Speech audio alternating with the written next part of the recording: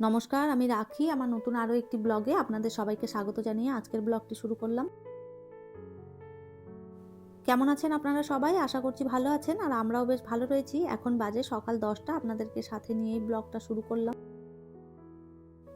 আজ হচ্ছে সোমবার, বিবেকের স্কুল ছিল, সেই জন্য সকালবেলায় সমস্তটা রেডি করে ওকে খাইয়ে স্কুলে ছেড়ে দিয়ে এসেছি। স্কুলে বলতে ওই বাসেই তুলে দিয়ে এসেছি। বাবু চলে যাওয়ার পরে তারপরে আমি ঘরে যে টুকটাক কাজকর্মগুলো ছিল ঝাড়াঝাড়ি, সেগুলো সমস্তটা গুছিয়ে নিয়েছি। আর এখন অনেকটা বেলা হয়েছে, ভাবলাম নিজের জন্য একটুখানি নাস্তাটা বানিয়ে ফেলি, তারপরে খেয়ে দিয়ে বাকি যে কাজকর্ম রয়েছে সেগুলো করব। আজকে বানাচ্ছি হচ্ছে চিলা, একটুখানি ওই বেসন তারপরে ওটস দিয়ে আর সব রকম সবজি দিয়ে একটা চিলা বানিয়ে নেব। তো এটা বেশ তাড়াতাড়ি হয়েও যায় আর খেতেও বেশ ভালো লাগে। তো আমি এই চিলাটা বানালে দই ছাড়াই করি, তো খেতে বেশ ভালো হয়। আর আজকে আমি না দই দিয়ে দিয়েছিলাম একটু, ঘরে যেহেতু দইটা ছিল সেই জন্যই ভাবলাম দইটাও একটু দিই, ভালো হবে, টকটক খেতে হবে। কিন্তু দইটা দেওয়ার পরে না কি হয়েছে বলুন তো, এতটা নরম হয়ে গেছে চিলাটা, আর পাল্টানোই যাচ্ছিল না। ভালো করে পাল্টাতে পারিনি, সমস্তটা ভেঙে এই যে দেখুন কি অবস্থা হয়েছে। তো যাই হোক, এইভাবেই খেয়ে নেবো, কেননা সবটা তো ভেঙেই খেতে হবে। তো যাই হোক, এই যে বানিয়ে নিয়েছি চিলা, আর তার সাথে করেছিলাম বিটরুট আর গাজর আর একটা কমলা লেবু দিয়ে একটুখানি জুস করে নিয়েছিলাম। তো এই সকালের ব্রেকফাস্ট এটাই আর কি। আর এই তো বেশ শান্তি করে খাবারটা খেয়ে নিই, পেটটা ভর্তি থাকলে দেখবেন কাজে এনার্জি পাওয়া যাবে। তো যাই হোক, এই খাবার খেয়ে নিয়ে তারপরে যাবো আর কি, যা কাজ বাকি রয়েছে সেগুলো করবো। রান্নাবান্না করার পরে আমি প্রত্যেক দিন সমস্ত জিনিস মুছে রাখি, আপনারা তো জানেনই। তারপরেও মনে হয় যেন তেল চিটচিটেটা ছাড়তে চায় না, চারোদিকেই মনে হয় যেন তেল একদম চিটচিট চিটচিট করতে থাকে। তো ওই জন্যে পুরো রান্নাঘরটা না বেশ ভালো করে আমি আর কি মুছে নিয়েছি। ভিম লিকুইড দিয়ে ওপর থেকে নিচ পর্যন্ত একদম সুন্দরভাবে মুছেছি। আর এই কাজগুলো আমি প্রায় মাঝে মধ্যেই করি, কেননা আমার সাদা কিচেন যেহেতু, ওই জন্য না একটু নোংরা হলেই দেখতে ভীষণ বাজে লাগে। আর সাথে তো তেল চিটচিটে নিয়ে সেটা তো রয়েইছে। তো যাই হোক, ভালো করে সমস্ত রান্নাঘরটা ক্লিন করেছি, সেগুলো আমি অফ ক্যামেরাতেই করেছি, আপনাদের সাথে আর শেয়ার করিনি, কেননা ওই ক্যামেরা নিয়ে করতে গেলে না আরও বেশি দেরি হতো। তো যাই হোক, এখন অনেকটা বেলা হয়েছে, প্রায় ওই 12:30 মতন বাজছে। আর এখন এই যে আমি রান্না বসিয়ে দিলাম। আজ আর বেশি কিছু রান্না করব না, যেহেতু অনেকটা দেরিও হয়ে গেছে। আর তারপরে খুব বেশি রান্নাবান্না করলে তো খাওয়ারও লোক নেই, আমি একা, আর বিবেক সেভাবে সবজিপাতি খেতেও চায় না। তো ওই জন্য ভেবেছি আজকে ফ্রিজে মাছ রয়েছে, আপনাদের তো আগের দিন দেখিয়েছিলাম ব্লগে, মাছ এনে ফ্রিজে রেখে দিয়েছিলাম, ওই মাছটাই আজকে রান্না করব। তো ওই তেলাপিয়া মাছ রয়েছে, আলু দিয়ে ঝোল করব। আর সাথে মাছের ডিমও কিছুটা রয়েছে, ভাবছি যে ওই মাছের ডিমটা দিয়ে বড়া করে দেবো। আজকে দুপুরবেলায় এই সিম্পল মেনু। তো চলুন সমস্তটা কেটে তারপরে রান্নাটা আর কি বসাবো। লিপি রয় বোন আমাকে কমেন্ট করেছে, মা কুলের আচার বানালে আমাকেও একটু পাঠিয়ে দিও। থ্যাংক ইউ সো মাচ বোন, অবশ্যই পাঠিয়ে দেবো, কেন দেবো না। তুমি এসো, যত কুলের আচার খেতে চাইবে মা বানিয়ে তোমাকে দেবে। অঞ্জলি লাইফস্টাইল থেকে বোন কমেন্ট করেছে, খুব সুন্দর লাগলো blog. Thank you so much বোন, এভাবে পাশে থেকে। সুইটি আমাকে কমেন্ট করেছে, কুলগুলো দেখে সত্যি খুব ভালো লাগলো। থ্যাংক ইউ সো মাচ, এভাবে পাশে থেকো। জয়িতা মুখোপাধ্যায় দিদিভাই আমাকে কমেন্ট করেছে, তোমার রাধাকৃষ্ণের ড্রেস কোথা থেকে নাও প্লিজ বলো, আর একটু কাছ থেকে দেখিও। থ্যাংক ইউ সো মাচ দিদিভাই, এত সুন্দর একটা কমেন্ট করার জন্য। আমাদের এখানে এই ধরনের ড্রেসগুলো পাওয়া যায় না। আর আমার একজন পরিচিত রয়েছে, সে থাকে ছত্তিশগড়ে, ওকে দিয়েই আমি সমস্ত ড্রেসগুলো আনাই। ওদের ওখানে না একরকম ড্রেস আর কি, রাধা মাধবের একই রকম ড্রেসের সেট বিক্রি হয়। তো ওর কাছে আর কি আমি দেখেছিলাম ছবিতে, ওর যে ঠাকুরের সিংহাসন রয়েছে ওর কাছেও রাধা মাধবের আর কি মূর্তি ছিল, তাকে সুন্দর সুন্দর ড্রেস পরিয়ে মাঝে মধ্যে ছবি দিত। তো আমি দেখে না আমার ভীষণ ভালো লেগেছিল, তখন ওকে আমি বলেছিলাম যে এবার যখন আসবে আমার জন্য কিছু কাপড় আর কি ড্রেস এনে দিও।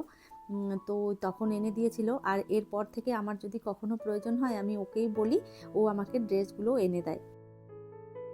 আজকের ব্লগটাতে তো আমি দেখিয়ে দিলাম, আর এর পরের ব্লগে যখন আমি পুজো করতে বসবো তখন আমি আরও একবার ভালো করে তোমাকে ড্রেসগুলো দেখিয়ে দেবো। তো আশা করি তোমার ভালো লাগবে। ঘরে বাইরে উইথ সুদীপা বোন আমাকে কমেন্ট করেছে, খুব সুন্দর রেসিপি, খুব ভালো লাগলো বন্ধু, পাশে আছি, পাশে থেকো। থ্যাংক ইউ সো মাচ এত সুন্দর একটা কমেন্ট করার জন্য। অবশ্যই পাশে আছি, আমি সবসময় সবার পাশে থাকি।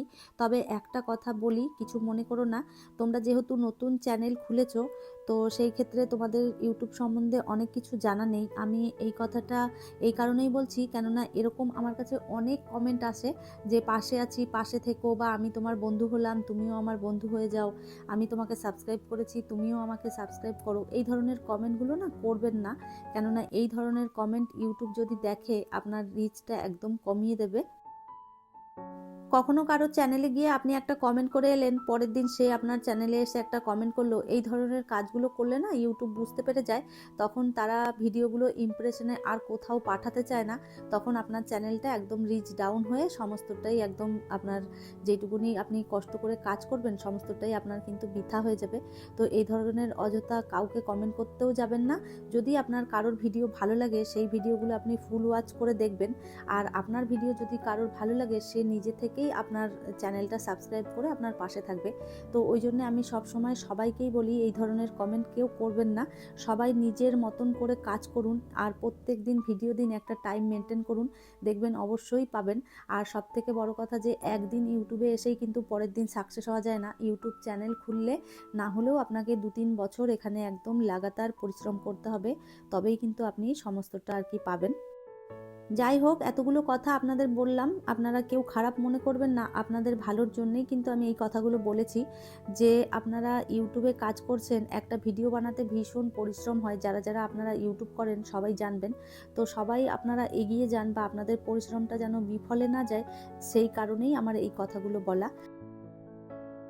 আপনাদের সাথে কথা বলতে বলতে আমি সমস্ত কাজ গুছিয়ে ফেলেছিলাম, আর স্নান করে পুজোটাও দিয়ে দিয়েছি। এখন অনেকটা বেলা হয়েছে, দুপুরবেলায় এই যে খাবার খেতে বসবো।